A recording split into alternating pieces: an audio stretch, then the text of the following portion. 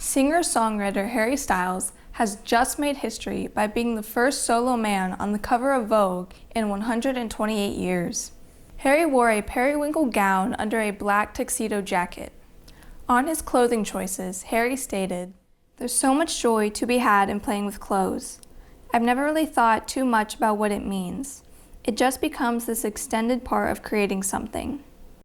On November 14th, American conservative commentator Candace Owens tweeted in response to Harry's clothing choices. She stated, "There is no society that can survive without strong men. The East knows this. In the West, the steady feminization of our men at the same time that Marxism is being taught to our children is not a coincidence. It is an outright attack. Bring back manly men." Celebrities immediately began to defend Harry Styles and voice their support for his photo shoot, including YouTuber Logan Paul on his Impulsive podcast.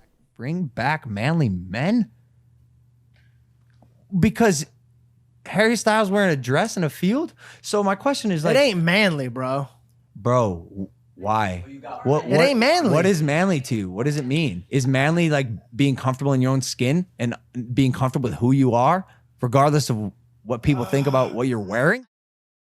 American conservative political commentator Ben Shapiro tweeted in response to Owens saying, "This is perfectly obvious. Anyone who pretends that it is not a referendum on masculinity for men to don floofy dresses is treating you as a full-on idiot." Conservatives consider Harry wearing a dress as a deliberate way to make people like them angry or annoyed. Like any female photo shoot, the point was just to show off a beautiful person. Candace Owens wore a suit during her shoot for Playboy, so it's okay for her to dress more masculine, but not okay for Harry to wear a dress. Many of the male celebrities we look up to have worn dresses or feminine-looking items, painted their nails, or dyed their hair.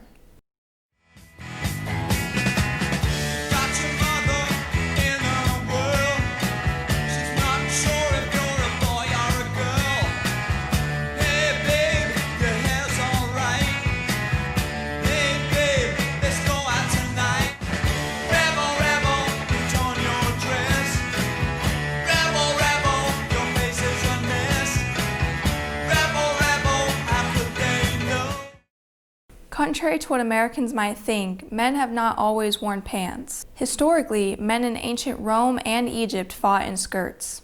Outside of Western cultures, men's clothing commonly includes skirts or skirt-like garments. For centuries, East Asian countries like China, Japan, and South Korea have worn traditional gowns. In India, men have worn traditional Indian dresses like the sherwani or the kurta. The feminist movement has given women the freedom to wear pants and express how they perceive their own femininity, while men don't seem to have that same freedom. In his Vogue story, Harry also states, "To not wear something because it's female's clothing, you shut out a whole world of great clothes." And I think that's what's exciting about right now, is you can wear what you like. It doesn't have to be X or Y. Those lines are becoming more and more blurred. Many people consider gender to be purely biological, where you're either a male or a female, or what you're assigned at birth. So why would a man wearing a dress make him any less of a man if that's what he is? Gender is about your personal identity and is not always binary. Sex does not equal gender. Gender is infinite. Gender identity is how a person views themselves. Gender expression is how a person chooses to express themselves to others. Masculinity is socially constructed. Education, the media, the economy, and politics have upheld a singular view on what masculinity is and what it should be. It has been accepted as normal in our society. There is no true definition of manhood. Masculinity isn't being destroyed, it's being rewritten and reinvented.